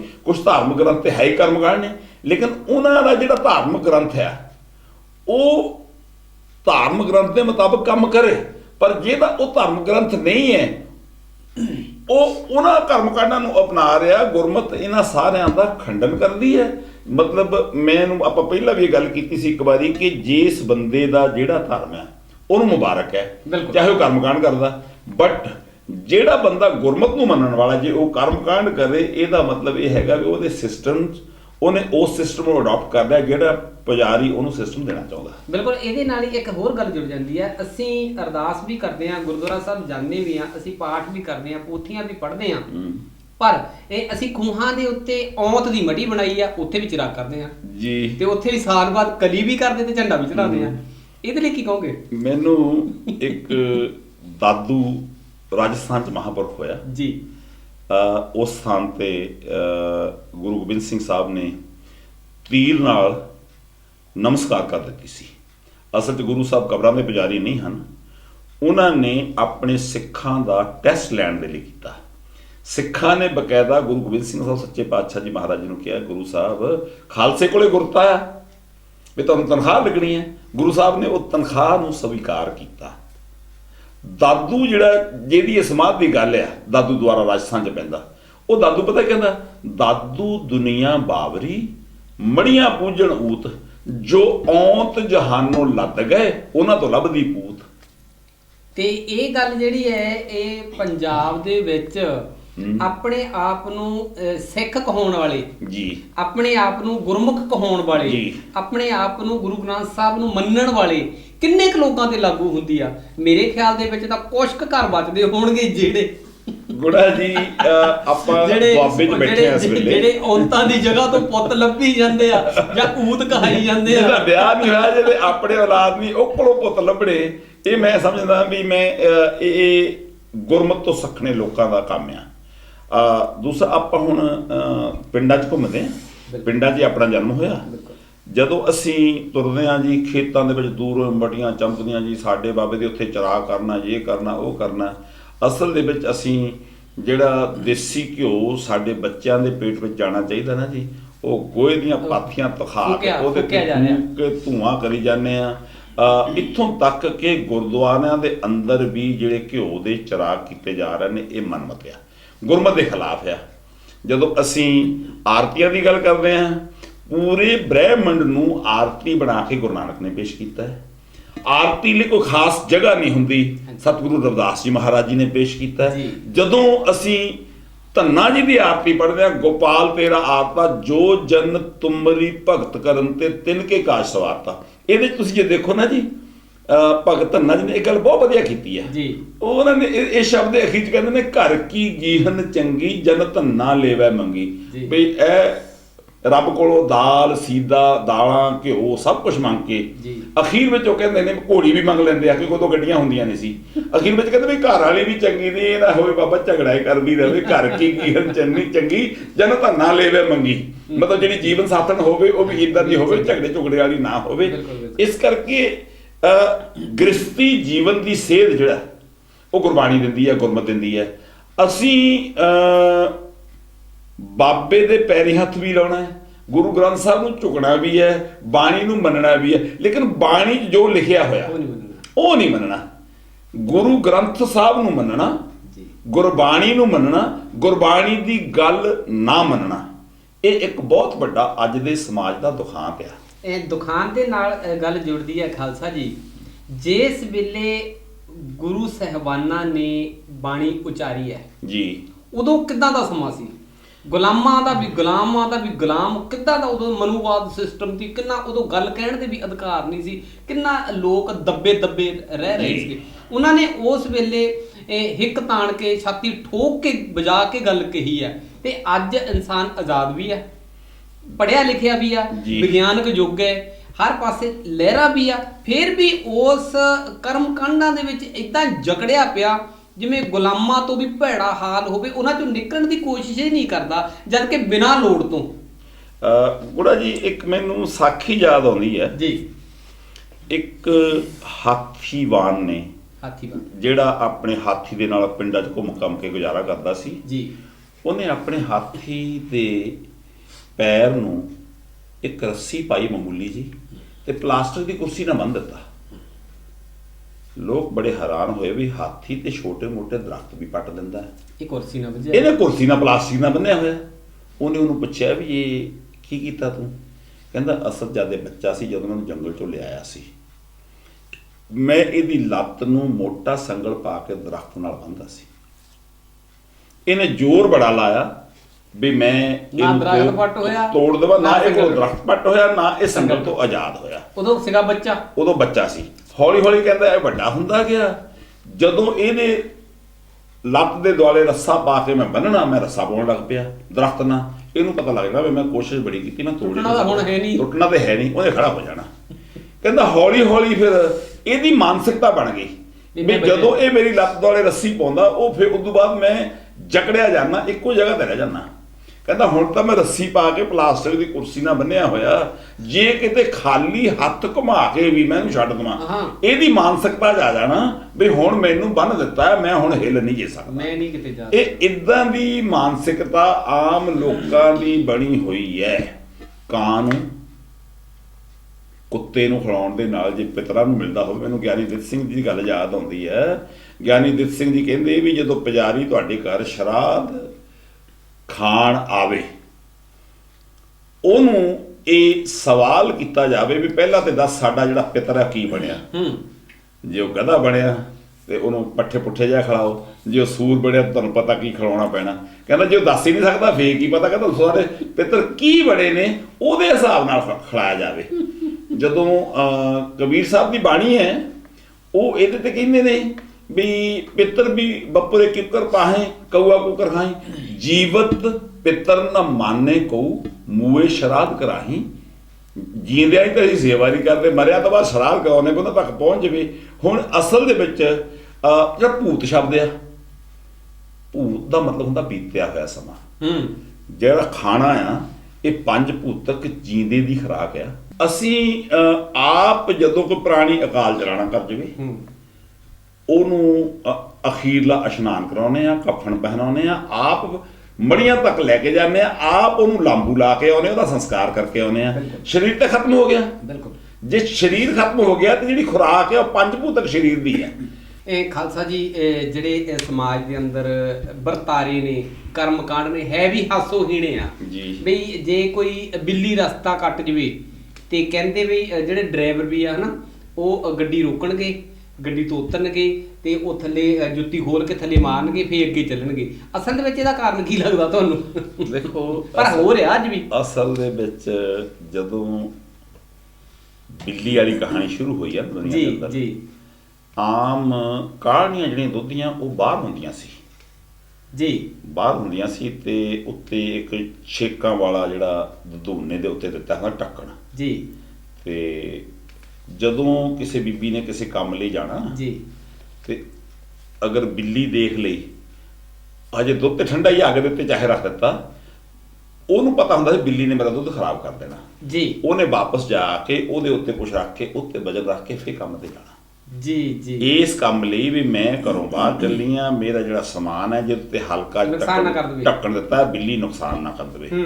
ਹੁਣ ਇਹਨੂੰ ਅਸਲ ਦੇ ਵਿੱਚ ਹੌਲੀ ਹੌਲੀ ਇਹ ਜਿਹੜਾ ਕਰਮ ਕਾਂਡ ਦੇ ਵਿੱਚ ਤਬਦੀਲ ਹੋ ਗਿਆ। ਇੱਕ ਜਿਹੜਾ ਮੈਨੂੰ ਬੜਾ ਦੁੱਖ ਨਾਲ ਕਹਿਣਾ ਪੈਂਦਾ, ਜਿਹੜਾ ਭਾਰਤੀ ਜਾਤੀ ਵਿਵਸਥਾ ਆ, ਉਹਦੇ ਅੰਦਰ ਦਲਿਤ ਸਮਾਜ ਨੂੰ, ਜਿਹਨੂੰ ਪੁਜਾਰੀ ਨੇ ਜਨੇਊ ਪਾਉਣ ਦਾ ਹੱਕ ਨਹੀਂ ਦਿੱਤਾ, ਜਨੇਊ ਦੀ ਲੋੜ ਨਹੀਂ ਹੈ ਵੈਸੇ, ਮੈਨੂੰ ਇਸ ਗੱਲ ਦਾ ਕੋਈ ਗਮ ਨਹੀਂ ਹੈ ਵੀ ਇਹਨਾਂ ਨੂੰ ਜਨੇਊ ਪਾਉਣ ਦਾ ਹੱਕ ਨਹੀਂ ਮਿਲਿਆ, ਗਮ ਨਹੀਂ ਹੈ, ਪਰ ਉਹ ਬਰਾਬਰਤਾ ਦੀ ਗੱਲ ਜਦੋਂ ਆਉਂਦੀ ਹੈ ਵੀ ਤੂੰ ਇਹਦਾ ਤਾਂ ਕੋਈ ਧਰਮ ਹੀ ਨਹੀਂ ਹੈ। ਹਾਂ ਬਿਲਕੁਲ, ਬਈ ਇਸ ਕਰਕੇ ਬਈ ਤੂੰ ਬਈ ਮੰਦਿਰ ਦੇ ਅੰਦਰ ਨਹੀਂ ਵੜ ਸਕਦਾ, ਬਈ ਪੂਜਾ ਨਹੀਂ। ਗੱਲ ਇਹ ਹੈ ਵੀ ਸਭ ਤੋਂ ਵੱਧ ਜਿਹੜੇ ਕਰਮਕਾਂਡ ਨੇ ਇਹਨਾਂ ਵਿੱਚ ਹੀ ਆ ਗਏ। ਜਿੱਥੇ ਮਰਜ਼ੀ ਦੇਖ ਲਓ ਕਰਮਕਾਂਡਾਂ ਦਾ ਗੜ੍ਹ ਜਿਹੜਾ ਹੈਗਾ ਜੀ, ਇੱਥੋਂ ਤੱਕ ਗੁਰਦੁਆਰੇ ਜਿਹੜੇ ਬਣੇ ਹੋਏ ਨੇ ਉਹਨਾਂ ਦੇ ਅੰਦਰ ਸ਼ਰਾਬ ਤੱਕ ਹੋਣ ਲੱਗ ਪਏ। ਪੀਰਾਂ ਦੇ ਦੇਗਾ ਲੈ ਕੇ ਗੁਰਦੁਆਰੇ 'ਚ ਦੇਗ ਬਣਾਉਣੀ ਆ ਤੇ ਜਾਣਾ ਪੀਰ ਦੇ ਨੂੰ ਆ। ਇਸ ਕਰਕੇ ਜਿਹੜਾ ਇਹ ਕਰਮਕਾਂਡ ਨੇ ਇਹਨਾਂ ਦੇ ਉੱਤੇ ਕੰਟਰੋਲ ਇੱਦਾਂ ਨਹੀਂ ਹੋਣਾ ਹੈ ਵੀ ਕਹਿ ਦਿਓ ਦਹੇਜ ਦੇ ਉੱਤੇ ਅਸੀਂ ਜੇ ਧੱਕੇ ਨਾਲ ਬੰਦ ਕਰਾਈਏ ਨਹੀਂ ਬੰਦ ਹੋ ਸਕਦਾ। ਕਰਮਕਾਂਡਾਂ ਨੂੰ ਧੱਕੇ ਨਾਲ ਬੰਦ ਕਰਾਈਏ ਨਹੀਂ ਹੋ ਸਕਦਾ। ਇਹਨਾਂ ਦੇ ਉੱਤੇ ਸਮਾਜ ਨੂੰ ਵਿਗਿਆਨਕ ਸੇਧ ਦੇਣੀ ਪੈਣੀ ਆ। ਵਿਗਿਆਨਕ ਸੇਧ ਦਿਆਂਗੇ। ਹੁਣ ਦੱਸੋ, ਜਿਹੜਾ ਬੰਦਾ ਮਰ ਗਿਆ ਉਹ ਖਾ ਨਹੀਂ ਸਕਦਾ। ਹੁਣ ਬਿੱਲੀ ਵਾਲੀ ਕਹਾਣੀ ਅਲੱਗ ਹੈ, ਛਿੱਕ ਵਾਲੀ ਕਹਾਣੀ ਅਲੱਗ ਹੈ। ਇਹ ਸਾਰੇ ਕਰਮਕਾਂਡ ਜਿਹੜੇ ਨੇ ਇੱਕ ਵਿਗਿਆਨਕ ਵਿਚਾਰਧਾਰਾ ਨਾਲ ਪਹਿਲਾਂ ਜੁੜੇ ਹੁੰਦੇ ਸੀ, ਹੌਲੀ ਹੌਲੀ ਇਹ ਜਿਹੜੇ ਨੇ ਕਰਮਕਾਂਡਾਂ ਦੇ ਵਿੱਚ ਤਬਦੀਲ ਹੋ ਗਏ। ਇਹਨਾਂ ਦੀ ਬੈਕਗਰਾਊਂਡ ਕਿਸੇ ਨੇ ਘੋਖਣ ਦੀ ਕੋਸ਼ਿਸ਼ ਨਹੀਂ ਕੀਤੀ ਜੀ। ਅੱਜ ਮੈਨੂੰ ਉਹ ਫਿਰ ਦੁਬਾਰਾ ਇੱਕ ਗੱਲ ਯਾਦ ਆਉਂਦੀ ਹੈ ਵੀ ਕਿਸੇ ਗੁਰਸਿੱਖ ਪਰਿਵਾਰ ਨੇ ਇਹ ਸ਼ਰਾਧ ਕਰਾਉਣਾ ਸੀ। ਉਹ ਪੁਜਾਰੀ ਕੋਲ ਚਲਾ ਗਿਆ ਜੀ ਵੀ ਸਾਡੇ ਜਿਹੜਾ ਹੈਗਾ ਉਹ ਸ਼ਰਾਧ ਕਰਨਾ, ਕਿਉਂਕਿ ਘਰ ਵਾਲੀ ਜ਼ੋਰ ਪਾਉਂਦੀ ਸੀ ਵੀ ਸ਼ਰਾਧ ਕਰਨਾ। ਤੇ ਉਹ ਪੁਜਾਰੀ ਕੋਲ ਗਿਆ, ਪੁਜਾਰੀ ਨੂੰ ਪੁੱਛਿਆ ਵੀ ਸ਼ਰਾਧ ਕਰਨਾ ਸੀ ਆਪਣੇ ਵੱਡਿਆਂ ਨੂੰ, ਦੱਸ ਕੀ ਕਰਨਾ। ਉਹਨੇ ਜੀ ਗਣਾ ਦਿੱਤਾ ਵੀ ਇੰਨੀ ਕੁ ਖੀਰ ਬਣਾ ਲਈ, ਇੰਨੇ ਕੁ ਬਦਾਮ ਪਾ ਲਈ, ਇੰਨਾ ਕੁ ਤੂੰ ਹਲਵਾ ਵਗੈਰਾ ਬਣਾ ਲਈ, ਇੰਨੀਆਂ ਕੁ ਤੂੰ ਪੂੜੀਆਂ ਕੱਢ ਲਈ, ਇੰਨੇ ਕੁ ਤੂੰ ਛੋਲੇ ਬਣਾ ਲਈ, ਇੰਨਾ ਕੁ ਤੂੰ ਰਾਇਤਾ ਰੂਤਾ ਬਣਾ ਲਈ। ਸਾਰਾ ਉਹਨੇ ਹਿਸਾਬ ਦਾ ਦੱਸਤਾ ਵੀ ਇੰਨੇ ਕੁ ਪੈਸੇ ਮੈਨੂੰ ਦੇ ਦੇ ਜੀ। ਹੁਣ ਉਹ ਬੰਦੇ ਨੇ ਹਿਸਾਬ ਕਿਤਾਬ ਲਾ ਕੇ ਦੇਖਿਆ ਵੀ ਜੇਬ 'ਚ ਤਾਂ ਪੈਸੇ ਥੋੜੇ ਆ, ਇਹਦੇ ਤਾਂ ਖਰਚਾ ਬਣਾਤਾ 4-5 ਹਜ਼ਾਰ ਦਾ। ਉਹ ਮੁੱਕਰ ਗਿਆ ਵੀ ਮੈਂ ਨਹੀਂ ਸ਼ਰਾਧ ਸ਼ੁਰੂ ਕਰਾਉਣਾ, ਮੈਂ ਜਦੋਂ ਘਰ ਜਾ ਕੇ ਝਗੜਾ ਹੋਣਾ ਹੋ ਜਾਵੇ, ਅੱਗੇ ਕਿਹੜਾ ਨਹੀਂ ਹੁੰਦਾ, ਬਾਅਦ 'ਚ ਪੈਸਿਆਂ ਤੋਂ ਵੀ ਤਾਂ ਹੋਣਾ ਹੀ ਆ, ਬਾਅਦ 'ਚ ਪੈਸਿਆਂ ਤੋਂ ਵੀ ਹੋਣਾ ਹੈ। ਪੁਜਾਰੀ ਨੇ ਕਿਹਾ ਵੀ ਨਵਾਂ ਗਾਹਕ ਆਇਆ, ਇਹ ਮੁੱਕਰ ਗਿਆ। ਉਹ ਕਹਿੰਦਾ ਸ਼ਰਾਧ ਨਹੀਂ ਕਰਾਉਣਾ, ਇੱਕ ਸਾਡੇ ਕੋਲ ਹੋਰ ਵੀ ਆ ਸ਼ਰਾਧਣੀ ਆ ਵੀ ਗਾਹਾਂ ਲਈ ਗਾਹਕ ਪੱਕਾ ਹੋ ਜਾਊਗਾ, ਸ਼ਰਾਧ ਨਹੀਂ ਕਰਾ ਲਾ। ਉਹ ਕਹਿੰਦਾ ਉਹ ਦੱਸ ਕੀ ਹੁੰਦੀ ਹੈ। ਕਹਿੰਦਾ ਵੀ ਉਹ 'ਚ ਥੋੜੀ ਜਿਹੀ ਖੀਰ ਬਣਾ ਲਈ, ਥੋੜੀ ਜਿਹੀਆਂ ਪੂੜੀਆਂ ਬਣਾ ਲਈ, ਛੋਲੇ ਛਾਲੇ ਬਣਾ ਲਈ, ਮੈਨੂੰ ਕੁਛ ਦੇਣਾ ਹੋ ਦੇ ਦੇ, ਨਹੀਂ ਦੇਣਾ ਹੋ ਨਾ ਦੇ। ਅੱਧਾ ਖਰਚਾ ਘਟਾਤਾ। ਬੰਦੇ ਨੇ ਲੱਗਿਆ ਵੀ ਨਹੀਂ, ਵੱਡਾ ਖਰਚੇ ਕਰਕੇ ਮੈਂ ਡਰਿਆ ਸੀ, ਇਹ ਮੇਰੀ ਰੀਚ ਵਿੱਚ ਹੈ, ਇੰਨਾ ਖਰਚਾ ਮੈਂ ਕਰ ਸਕਦਾ ਜੀ। ਉਹਨੇ ਸੱਦ ਲਿਆ ਜੀ, ਪੁਜਾਰੀ ਘਰ ਆਇਆ, ਪ੍ਰਸ਼ਾਦਾ ਪਾਣੀ ਉਹਨੇ ਛਕਿਆ, 4 ਛਿੱਲੜ ਮਿਲੇ ਨਹੀਂ ਮਿਲੇ ਉਹ ਜੁਦੀ ਗੱਲ ਆ, ਤੇ ਉੱਠ ਕੇ ਜਾਣ ਲੱਗਿਆ। ਹੁਣ ਜਜਮਾਨ ਕਹਿੰਦਾ ਵੀ ਪੰਡਿਤ ਜੀ ਮੰਤਰ ਨਹੀਂ ਪੜ੍ਹਨੇ। ਕਹਿੰਦਾ ਵੀ ਪੁਜਾਰੀ ਨੂੰ ਯਾਦ ਆ ਵੀ ਹਾਂ ਮੰਤਰ ਵੀ ਪੜ੍ਹਨੇ ਚਾਹੀਦੇ ਆ, ਵੈਸੇ ਤਾਂ ਮੰਤਰ ਹੁੰਦੇ ਕੀ ਕੁਛ ਨਹੀਂ, ਤੇ ਮੰਤਰਾਂ ਦਾ ਮਤਲਬ ਬੋਲਣਾ। ਤੇ ਉਹਨੇ ਕਿਹਾ ਵੀ ਚੱਲ ਇੱਦਾਂ ਕਰਦੇ ਆ ਵੀ ਤੂੰ ਮੇਰੇ ਮਗਰ ਬੋਲਣਾ, ਜੋ ਮੈਂ ਕਹਾਂ ਤਾਂ ਉਹੀ ਕਹਿਣਾ, ਆਪਾਂ ਮਿਲ ਕੇ ਮੰਤਰ ਪੜ੍ਹਦੇ ਆ। ਤੇ ਹੁਣ ਪੁਜਾਰੀ ਬੋਲਿਆ, ਪੰਡਿਤ ਬੋਲਿਆ, ਜਜਮਾਨ ਕਹਿ ਓਮ ਓਮ ਸਵਾਹਾ। ਉਮਰੋਂ ਕਹਿੰਦਾ ਜਜਮਾਨ ਕਹਿ ਓਮ ਓਮ ਸਵਾਹਾ। ਹੁਣ ਜੋ ਪੁਜਾਰੀ ਨੇ ਕਿਹਾ ਮਗਰ ਬੋਲਤਾ। ਹੁਣ ਪੁਜਾਰੀ ਨੂੰ ਲੱਗਿਆ ਵੀ ਇਕੱਲਾ ਕਹਿਣਾ ਤਾਂ ਸੀ ਓਮ ਓਮ ਸਵਾਹਾ, ਜਜਮਾਨ ਨਾਲ ਕਹਿੰਦਾ, ਕਹਿੰਦਾ ਓਏ ਤਾਂ ਜਜਮਾਨ ਨਹੀਂ ਕਹਿਣਾ। ਮੋਰੇ ਉਹ ਕਹਿੰਦਾ ਹੋ ਸਕਦਾ, ਕਹਿੰਦਾ ਮੋਰੇ ਉਹ ਵੀ ਕਹਿੰਦਾ ਜਜਮਾਨ, ਓਏ ਤਾਂ ਜਜਮਾਨ ਨਹੀਂ ਕਹਿਣਾ। ਤੇ ਉਹ ਮੋਰੇ ਉਹਨੂੰ ਕਹਿੰਦਾ, ਪੁਜਾਰੀ ਕਹਿੰਦਾ ਓਏ ਤੂੰ ਪਾਗਲ ਆ। ਮੋਰੇ ਉਹ ਵੀ ਕਹਿੰਦਾ ਕਿਉਂ ਕੋਰੇ ਕਹਿੰਦਾ ਮਗਰ ਬੋਲਣਾ, ਕਹਿੰਦਾ ਓਏ ਤੂੰ ਪਾਗਲ ਆ। ਹੁਣ ਪੁਜਾਰੀ ਨੂੰ ਗੁੱਸਾ ਆ ਗਿਆ, ਉਹਨੇ ਢਾਹ ਕੇ ਉਹਦੇ ਕਸੁੰਨ ਮਾਰੇ, ਢਾਹ ਲਿਆ, ਉੱਤੇ ਬਹਿ ਗਿਆ। ਹੁਣ ਜਜਮਾਨ ਨੂੰ ਲੱਗਿਆ ਵੀ ਹੁਣ ਇਹਨੇ ਕਸੁੰਨ ਮਾਰ ਲੈ, ਮੇਰੀ ਵਾਰੀ ਹੋਣੀ ਆ। ਹੁਣ ਉਹਨੇ ਉਹਨੂੰ ਢਾਹ ਲਿਆ। ਹੁਣ ਪੁਜਾਰੀ ਨੂੰ ਸਮਝ ਆਇਆ ਵੀ ਅਸਲ 'ਚ ਇਹ ਗੁੱਸਾ ਨਹੀਂ ਕਰਦਾ, ਜੋ ਮੈਂ ਕਹਿੰਦਾ ਮੇਰੇ ਮਗਰ ਮੈਂ ਕਰਦਾ। ਤੇ ਹੁਣ ਪੁਜਾਰੀ ਥੱਲੇ ਪਿਆ, ਕਹਿੰਦਾ ਬਸ ਬਸ ਬਸ ਬਸ। ਉਹ ਵੀ ਉੱਤੇ ਕਹਿੰਦਾ ਬਸ ਬਸ ਬਸ। ਪੁਜਾਰੀ ਸਾਹੋ ਸਾਈ ਹੋਇਆ, ਉਹਨੇ ਆਪਣੇ ਕੱਪੜੇ ਝਾੜੇ ਤੇ ਜਾਣ ਲੱਗਿਆ। ਜਜਮਾਨ ਨੇ ਆਪਣੇ ਝਾੜੇ। ਜਜਮਾਨ ਕਹਿੰਦਾ ਪੁਜਾਰੀ ਇੱਕ ਗੱਲ ਸੁਣ, ਵੀ ਇਹ ਤਾਂ ਸ਼ਰਾਧਣੀ ਸੀ, ਜੇ ਕਿਤੇ ਸ਼ਰਾਧ ਹੁੰਦਾ ਅੱਜ ਇੱਕ ਕਤਲ ਜ਼ਰੂਰ ਹੋ ਜਾਣਾ। ਇਹ ਤਾਂ ਚੰਗਾ ਹੋਇਆ ਵੀ ਸ਼ਰਾਧਣੀ ਸੀ, ਸ਼ਰਾਧ ਕਿੱਦਾਂ ਦਾ ਹੋਊਗਾ। ਇਸ ਕਰਕੇ ਜਿਹੜੇ ਕਰਮਕਾਂਡ ਨੇ ਇਹਨਾਂ ਦੇ ਪਿੱਛੇ ਇੱਕ ਸ਼ੈਤਾਨ ਦਿਮਾਗ ਦੀ ਲੁੱਟ ਖਸੁੱਟ ਛਿਪੀ ਹੋਈ ਹੈ। ਇਹ ਤੁਸੀਂ ਇਹਦੇ ਇਹ ਪਿੱਛੇ ਪੁਜਾਰੀਆਂ ਦੀ ਗੱਲ ਕੀਤੀ, ਸ਼ਰਾਧ ਦੀ ਗੱਲ ਕੀਤੀ। ਸ਼ਰਾਧ ਦੇ ਵਿੱਚ ਸ਼ਰਾਧ ਛਕਣ ਕੋਈ ਹੋਰ ਆਦੇ ਨੇ, ਉਹ ਵੱਖ-ਵੱਖ ਪੂਜਾ ਵਾਲੇ। ਜੀ ਜੀ। ਇਹਦੇ ਲਈ ਤੁਸੀਂ ਕੀ ਕਹੋਗੇ? ਜਿਵੇਂ ਅੱਜ ਵੀ ਗੁਰੂ ਘਰਾਂ ਦੇ ਵਿੱਚ ਵੀ ਲੜੀਵਾਰ ਗੁਰੂ ਗ੍ਰੰਥ ਸਾਹਿਬ ਦੇ ਪਾਠ ਹੋਣੇ ਸ਼ੁਰੂ ਹੋ ਗਏ ਨੇ। ਜੀ ਜੀ। 21 ਦਾ, 31 ਦਾ, 41 ਦਾ, 51 ਦਾ। ਜੀ। ਉਹ ਕਰਮਕਾਂਡ ਦੇ ਅੰਦਰ ਹੀ ਆਉਂਦੇ ਜਾਂ ਉਹ ਕਰਮਕਾਂਡ ਤੋਂ ਬਾਹਰ ਹੈ? ਉਹਦੇ ਲਈ ਕੀ ਕਹੋਗੇ? ਇਹ ਕਰਮਕਾਂਡ ਹੈ ਜੀ। ਪਾਠ 21 ਨਹੀਂ 51 ਕਰਾ ਲਓ, ਲੇਕਿਨ ਇੱਕ ਇੱਕ ਕਰਕੇ ਕਰਾਓ। ਕੱਲਾ ਪਾਠੀ ਪਾਠ ਪੜ੍ਹੀ ਜਾਵੇ, ਉਹਨੂੰ ਕੋਈ ਸੁਣੇ ਨਾ, ਉਹ ਤੇ ਅਮਲ ਨਾ ਹੋਵੇ, ਤੇ ਇਹ ਇਦੋਂ ਵੱਡਾ ਕਰਮਕਾਂਡ ਕੀ ਹੋ ਸਕਦਾ ਹੈ? ਇਹ ਖਾਲਸਾ ਜੀ ਬਹੁਤ ਵਾਰ ਇਹ ਜਾਣ ਦਾ ਮੌਕਾ ਮਿਲਦਾ ਹੈਗਾ ਜੀ। ਜਿੱਥੇ 51 ਗੁਰੂ ਗ੍ਰੰਥ ਸਾਹਿਬ ਦੇ ਲੜੀਵਾਰ ਪਾਠ ਹੁੰਦਾ ਜੀ। 51 ਜਿਹੜੇ ਗ੍ਰਾਥੀ ਸਿੰਘ ਨੇ ਜੀ। ਉਹ ਪਾਠ ਕਰ ਰਹੇ ਨੇ, ਕਰ ਰਹੇ ਨੇ, ਜਾਂ ਉਹਨੂੰ ਕਹ ਲਓ ਗੁਣਗੁਣਾ ਰਹੇ ਨੇ। ਜੀ ਜੀ ਜੀ। ਇਹ ਮੂੰਹ 'ਚ ਬੋਲ ਰਹੇ ਨੇ। 51 ਪਾਠੀ ਇੱਕ ਵੇਲੇ ਪਾਠ ਕਰ ਰਹੇ ਨੇ। ਤਿੰਨ ਉਹਨਾਂ ਦੀਆਂ ਸ਼ਿਫਟਾਂ ਜਾਂ ਪੰਜ ਸ਼ਿਫਟਾਂ, 250 ਉੱਥੇ ਗ੍ਰੰਥੀ ਤੇ ਹੁੰਦਾ 250, ਤੇ ਉੱਥੇ ਸੁਣਨ ਵਾਲੇ ਇਹ ਸਿਰਫ ਧੂਫੀਆ ਹੁੰਦਾ ਜੀ ਜੀ, ਜਾਂ ਪ੍ਰਸ਼ਾਦ ਤੇ ਬੈਠਾ ਇੱਕ ਸਿੰਘ ਹੁੰਦਾ, ਤੇ ਮੁਰੇ ਸੰਗਤ ਦੇ ਰੂਪ ਵਿੱਚ ਕੋਈ ਨਹੀਂ ਹੁੰਦਾ। ਇਹਨੂੰ ਕੀ ਕਹੋਗੇ? ਦੇਖੋ, ਸਤਿਗੁਰੂ ਸਾਹਿਬ ਦੀ ਜਿਹੜੀ ਬਾਣੀ ਹੈ ਨਾ ਜੀ, ਗੁਰੂ ਗ੍ਰੰਥ ਸਾਹਿਬ ਦਾ ਫਰਮਾਨ ਹੈ, ਸਤਿਗੁਰ ਕੀ ਬਾਣੀ ਸਤ ਸਰੂਪ ਹੈ, ਗੁਰਬਾਣੀ ਬਣੀ ਹੈ।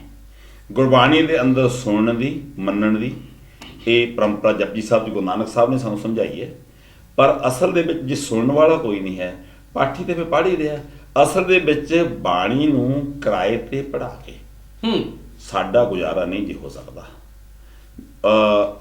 ਇੱਕ ਬੀਬੀ ਜਿਹੜੀ ਚੁਰਸਤੇ ਤੇ ਮੰਗਦੀ ਹੋਵੇ, ਉਹਨੂੰ ਪੁੱਛ ਕੇ ਦੇਖੋ ਵੀ ਜੇ ਤੇਰਾ ਬੱਚਾ ਪੜ੍ਹ ਜਾਵੇ, ਉਹ ਖੁਸ਼ ਹੋ ਜਾਓਗੇ, ਮੇਰੀ ਤਾਂ ਜ਼ਿੰਦਗੀ ਮੰਗਣ 'ਚ ਲੰਘ ਗਈ ਵੀ ਜੇ ਮੇਰਾ ਬੱਚਾ ਪੜ੍ਹ ਜਾਵੇ ਤੇ ਇਹਨੂੰ ਸਕੂਲ ਭੇਜੋ। ਹੁਣ 1 ਕਰੋੜਪਤੀ ਬੰਦਾ ਜਿਹਦੇ ਬੱਚੇ ਨੂੰ ਦੇ ਸਕੂਲ ਦੇ ਕੱਪੜੇ ਪ੍ਰੈਸ ਕੋਈ ਹੋਰ ਕਰਦਾ, ਖਾਣਾ ਕੋਈ ਹੋਰ ਬਣਾਉਂਦਾ, ਸਕੂਲੇ ਛੱਡ ਕੇ ਕੋਈ ਹੋਰ ਆਉਂਦਾ, ਉਹਦੀ ਟੇਕ ਕੇਅਰ ਕੋਈ ਹੋਰ ਕਰਦਾ, ਟਿਊਸ਼ਨ ਕੋਈ ਹੋਰ ਪੜ੍ਹਾਉਂਦਾ। ਹੁਣ ਜੇ ਕਿਤੇ ਉਹਨੂੰ ਕਹਿ ਦਿੱਤਾ ਜਾਵੇ ਵੀ ਦੇਖ ਤੇਰੇ ਬੱਚੇ ਦੇ ਕੱਪੜੇ ਪ੍ਰੈਸ ਕੋਈ ਹੋਰ ਕਰਦਾ, ਖਾਣਾ ਹੋਰ ਬਣਾਉਂਦਾ, ਸਕੂਲ ਕੋਈ ਹੋਰ ਛੱਡ ਜਾਂਦਾ, ਟੇਕ ਕੇਅਰ ਕੋਈ ਹੋਰ ਕਰਦਾ, ਤੂੰ ਪੜ੍ਹਨ ਵੀ ਆਪਣੇ ਬੱਚੇ ਤਾਂ ਕਿਸੇ ਹੋਰ ਨੂੰ ਭੇਜ ਦੇ। ਉਹ ਕਹੇਗਾ ਨਹੀਂ, ਚਾਹੇ ਮੇਰੇ ਕੋਲ ਨੌਕਰ ਨੇ, ਬਿਲਕੁਲ ਮੇਰੇ ਬੱਚੇ ਦੀ ਟੇਕ ਕੇਅਰ ਕਰਨ ਲਈ, ਖਾਣਾ ਬਣਾਉਣ ਲਈ, ਕੱਪੜੇ ਪ੍ਰੈਸ ਕਰਨ ਲਈ, ਗੱਡੀ ਛੱਡ ਕੇ ਉਹਨੂੰ, ਪਰ ਪੜ੍ਹਨਾ ਇਹਨੂੰ ਆਪ ਪੈਣਾ। ਜੇ ਇਹ ਨਾ ਪੜ੍ਹਿਆ, ਜਿਹੜਾ ਇਹਦੀ ਜਗ੍ਹਾ ਪੜੂਗਾ ਉਹ ਲਾਇਕ ਬਣ ਜਾਣਾ, ਮੇਰਾ ਬੱਚਾ ਨਲਾਇਕ ਰਹਿ ਜਾਣਾ। ਸਕੂਲੇ ਜਾਓ, ਮੱਥਾ ਟੇਕ ਕੇ ਮੁੜਿਆਓ, ਕੁਛ ਨਹੀਂ ਪੱਲੇ ਪੈਣਾ। ਧੰਨ ਗੁਰੂ ਗ੍ਰੰਥ ਸਾਹਿਬ ਜਿਹੜੇ ਨੇ, ਇਹਨਾਂ ਦੀ ਬਾਣੀ ਪੜ੍ਹੇ ਬਗੈਰ, ਜੀਵਨ 'ਚ ਧਾਰੇ ਬਗੈਰ, ਉਹਦੇ ਤੇ ਅਮਲ ਕੀਤੇ ਬਗੈਰ, ਸਤਿਗੁਰੂ ਸਾਹਿਬ ਦੀ ਬਾਣੀ ਦੇ ਉੱਤੇ ਅਮਲ ਕੀਤੇ ਬਗੈਰ ਗੁਜ਼ਾਰਾ ਨਹੀਂ ਜੇ ਹੋ ਸਕਦਾ। ਜੇ 51 ਪਾਠ ਰੱਖਣੇ, ਪਾਠਾਂ ਦੀਆਂ ਲੜੀਆਂ ਚਲਾਉਣੀਆਂ ਨੇ, ਮੈਂ ਸਮਝਦਾ ਇਹ ਇੱਕ ਤਰ੍ਹਾਂ ਦੀ ਲੁੱਟ ਆ। ਜਿਨ੍ਹਾਂ ਨੇ ਪਾਠ ਰਖਵਾਏ ਨੇ, ਉਹਨਾਂ ਦੇ ਇੱਕ ਦੂਜੇ ਕਮਰੇ 'ਚ ਸਪੀਕਰ ਚੱਲ ਰਿਹਾ ਹੁੰਦਾ, ਘਰ 'ਚ ਪਾਠ ਰਖਵਾਇਆ ਹੁੰਦਾ, ਮਾਫ਼ ਕਰਨਾ TV ਲਾਇਆ ਹੁੰਦਾ। ਤੇ ਇਹ ਜਿਹੜਾ ਹੈਗਾ, ਜਦੋਂ ਅਸੀਂ ਖਾਸ ਕਰਕੇ ਗੁਰੂ ਗ੍ਰੰਥ ਸਾਹਿਬ ਦੀ ਜਿਹੜੀ ਬਾਣੀ ਹੈ, ਇਹ ਜ਼ਿੰਦਗੀ ਦੇ ਵਿੱਚ ਤਬਦੀਲੀ ਤਾਂ ਲਿਆਊਗੀ ਜੇ ਇਹਦੇ ਤੇ ਅਮਲ ਕੀਤਾ ਜਾਵੇ, ਗੁਰਬਾਣੀ ਨੂੰ ਸੁਣ ਕੇ ਮਨ ਵਿੱਚ ਵਸਾਇਆ ਜਾਵੇ। ਤੇ ਗੁਰਬਾਣੀ ਇਸ ਜੱਗ ਮੈਂ ਚਾਨਣ, ਕਰਮ ਵਸੈ ਮਨ ਆਏ। ਇਸ ਕਰਕੇ ਇਹ ਜਿਹੜੇ ਤੁਸੀਂ ਗੱਲ ਕੀਤੀ ਹੈ, ਮੈਂ ਸਪਸ਼ਟ ਤੇ ਕਲੀਅਰ ਸ਼ਬਦਾਂ 'ਚ ਕਹਿ ਦੇਵਾਂ ਕਿ ਪਾਠ ਚਾਹੇ 51 ਰਖਵਾ ਲਓ, ਇੱਕ ਇੱਕ ਕਰਕੇ ਰਖਵਾਓ ਸ਼ਰਧਾ ਦੇ ਨਾਲ। ਧੰਨ ਗੁਰੂ ਗ੍ਰੰਥ ਸਾਹਿਬ ਦੀ ਹਜ਼ੂਰੀ 'ਚ ਬੈਠ ਕੇ ਜਦੋਂ ਪਾਠੀ ਪਾਠ ਕਰ ਰਿਹਾ ਹੁੰਦਾ, ਉਹਨੂੰ ਸੁਣੋ। ਅੱਜ ਤਾਂ ਸਾਡੇ ਕੋਲ ਫੈਸਿਲਿਟੀਜ਼ ਬੜੀਆਂ ਨੇ। ਇੱਕ ਮੈਂ ਤੁਹਾਨੂੰ ਦੱਸਦਾ ਘਟਨਾ ਸਾਹਮਣੇ ਆਈ ਹੈ, ਉਹ ਸੋਸ਼ਲ ਮੀਡੀਆ 'ਤੇ ਵਾਇਰਲ ਹੋਈ ਹੈ। ਇੱਕ ਬੱਚੀ ਜਿਹੜੀ ਆਨੰਦ ਕਾਰਜ ਕਰਵਾ ਰਹੀ ਸੀ, ਉਹਦਾ ਆਨੰਦ ਕਾਰਜ ਹੋ ਰਿਹਾ ਸੀ, ਉਹਦੇ ਕੋਲ ਮੋਬਾਈਲ ਸੀ, ਉਹ ਮੋਬਾਈਲ ਨੂੰ ਦੇਖ ਰਹੀ ਹੈ। ਸਾਰੇ ਬੰਦਿਆਂ ਨੂੰ ਲੱਗਿਆ ਕਿ ਬੱਚੀ ਆਨੰਦ ਕਾਰਜ, ਮੈਨੂੰ ਨਹੀਂ ਪਤਾ ਘਟਨਾ ਸੱਚੀ ਹੈ, ਪਰ ਮੈਂ ਸੋਸ਼ਲ ਮੀਡੀਆ 'ਤੇ ਵਾਇਰਲ ਹੋਈ ਦੇਖੀ ਹੈ। ਜਦੋਂ ਉਹਨੂੰ ਪੁੱਛਿਆ ਗਿਆ ਵੀ ਤੂੰ ਕੀ ਕਰਦੀ ਹੈ, ਕਹਿੰਦੀ ਜੀ ਅਸਲ 'ਚ ਮੈਂ ਚਾਹੁੰਦੀ ਸੀ ਜਿਹੜੀਆਂ ਮੇਰੀਆਂ ਲਾਵਾਂ ਹੋ ਰਹੀਆਂ ਨੇ, ਕਿਉਂਕਿ ਆਈ ਗ੍ਰੰਥ ਗੁਰਬਾਣੀ ਸਰਚਰ ਮੇਰੇ ਮੋਬਾਈਲ ਵਿੱਚ ਆ, ਮੈਂ ਚਾਹੁੰਦੀ ਸੀ ਕਿ ਜਿਹੜੇ ਗੁਰੂ ਗ੍ਰੰਥ ਸਾਹਿਬ ਸੱਚੇ ਪਾਤਸ਼ਾਹ ਜੀ ਮਹਾਰਾਜ ਲਾਵਾਂ ਦੇ ਰਾਹੀਂ ਮੈਨੂੰ ਸੁਨੇਹਾ ਦਿੰਦੇ ਨੇ, ਮੇਰੇ ਮਨ ਵਿੱਚ ਵਸ ਜਾਵੇ। ਮਤਲਬ ਸੋਸ਼ਲ ਮੀਡੀਆ ਨੂੰ ਪੋਜ਼ਿਟਿਵ ਯੂਜ਼ ਕਰਕੇ ਸਾਡੇ ਕੋਲ ਅੱਜ ਬਹੁਤ ਸਾਰੇ ਸੋਰਸਸ ਨੇ। ਗੁਰਬਾਣੀ ਨੂੰ ਪੜ੍ਹ ਕੇ ਉਹਦੇ ਅਰਥ ਸਮਝ ਕੇ ਤਬਦੀਲੀਆਂ ਲਿਆਉਣੀਆਂ ਪੈਣਗੀਆਂ। ਕਿਸੇ ਦੂਜੇ ਕੋਲੋਂ ਪਾਠ ਕਰਵਾ ਕੇ ਕੋਈ ਫਾਇਦਾ ਨਹੀਂ ਹੋਣਾ। ਤੇ ਇਸੇ ਕਰਕੇ ਇਹ ਸਮਾਜ ਦੇ ਅੰਦਰ ਤਬਦੀਲੀ ਨਹੀਂ ਆ ਸਕੀ।